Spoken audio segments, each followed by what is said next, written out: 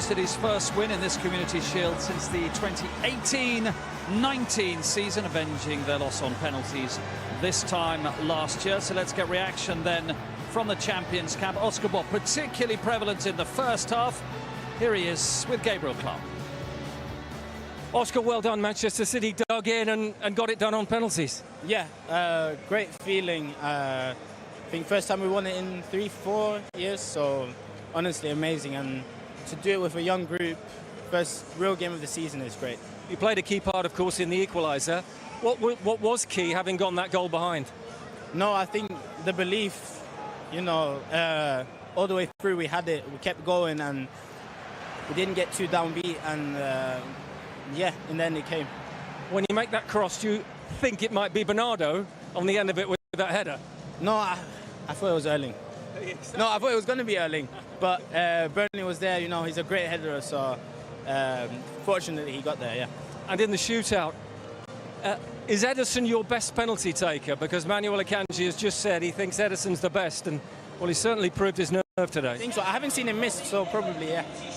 And what does this mean for the team, having come through today? As you say, you don't normally win the Community Shield, you don't have to win the league, but what sort of boost is it for this group? No, I think it's another trophy. It's a great start. Gives a lot of confidence, and yeah, no negatives. And will we see more of you this season? Hopefully. Well, you're player of the match today. Well done. Cheers. Thank you. We will see more of him this season, won't we, Oscar Bob? Surely. Yeah, he's a talent. Absolutely, yeah. He's a talent. Without doubt, yeah. I think that's what it's about, really. You know, playing in games like this, he was rightly man of the match. You know, he really contributes. He's one of the most exciting players in the game. And you know what I mean? He's just got to carry on doing his stuff, get consistency and see how far he can go. And he's very watchable. I know if you're Pep, that's not really what it's all about. But as a punter, very watchable, languid, fluid, easy on the ball. He makes the game look easy. And that's what the good players do. And then he provided, obviously, a key moment there. You know, the game was tight towards the end. They're chasing the game, but they dug in. And he showed a brilliant bit of skill and put the ball into the right area. It's not his problem who's going to head it. He's just got to put it in the right area. And obviously, we're all surprised who did head it, but he's put the ball in the right area, and then you're hoping for one of your teammates has that desire to go and win it. It's the touch.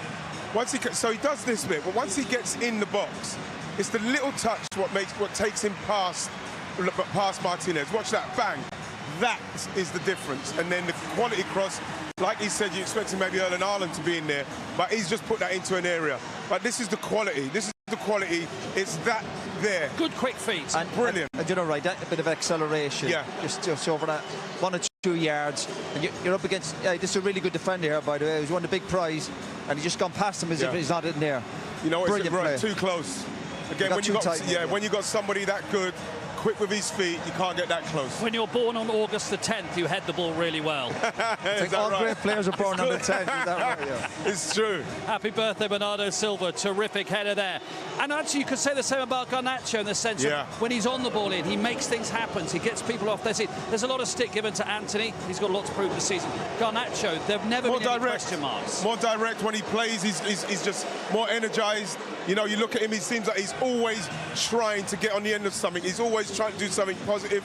And he's got goals. He's got goals in him in games, in big games. You look at him here, you can see nothing else in his mind. He weren't looking for nobody else. He's looking to score. And do you know what all the really good players do? You look at his mindset. As soon as United win, he's running forward. The really, really good players impact the game. And every time he's on the football pitch, he has an impact. He does something. We can be critical of City's defending there, but he's cut in. Lovely little finish. And you know what? When he comes onto the pitch, I kind of expect this from him now. Yeah. When he got the ball on the right-hand side, the whole ground knew what he was going to do. Yeah. But that's one thing to know, and quite another, A, for him to do it, and B, hard for the defenders to stop it, isn't it? Yeah, but you knew he was going to create something. Whatever. Of course, the end product and all this stuff. But when you knew he was going to have effect. And if you're a defender, you do not want to mark him, because he will run at you. He will try something. He'll create you problems. He's again, like United are going to need a lot more goals from their front men. He's somebody that you have to say he's probably going to be one. You're going to need more from Rashford. You know, you're going to need more from Sancho if Sancho's going to be there. You know, you're going to need more from Anthony. You know what I mean? But one thing you know with Garnacho is that he will get in those positions and he will hit the target. Well, on the basis of what we've seen today, Garnacho and Amad Diallo are the wide men who deserve to start in front of the other ones you mentioned, who are, if you like, bigger stars. Rashford, we talked about before the game. We talked about what he needs to do this season, that he needs to start afresh, as it were. Let's have a look at his two misses. The first one where he doesn't get enough curl on it. What would you say about this from a striker's point of view? With this one, I think that he's coming onto it a long way. He's got to at least hit the target. Hit the target with that one, or take it with your left foot, maybe try to square it. But I think that when I think this one, this one here. Yeah, this one here, he's got enough time. He's coming from a long way to run round that with your right foot. You can see the hesitation. You can see the hesitation when it's coming. I think that's coming such a long way. It's not fizzed in. There's enough time for him to run round that onto the right foot and finish it. You can see he's not in the right position because he's in two minds. Almost as Garnacho gets it, you're saying, we'll run round, because you know that Garnacho, as soon as he looks up, he's seen that there's a space in there. So as a forward, you think, right, I'm going to put my body in a position where I could come onto it with my strongest foot, because what we saw in the end was him off balance. That's why I hit him on the ankle, and he's missed it. We've seen Marcus score some great goals, but he's got to become a scorer of just them chances, be clinical. The second one, okay, say it's on his weaker foot, but the first one, I'll go back, you got to hit the target. You got to make the goalkeeper save it. And even the second one, hit the target. You've got to hit the target. Absolutely. They created the chances, Manchester United, no question about that. But they paid the price in the end, because City came back to equalise and then to win on penalties. We hope to hear from the managers before we go off air. We'll be back in a couple of moments' time as Manchester City celebrate and Pep kisses another trophy. Back in a moment.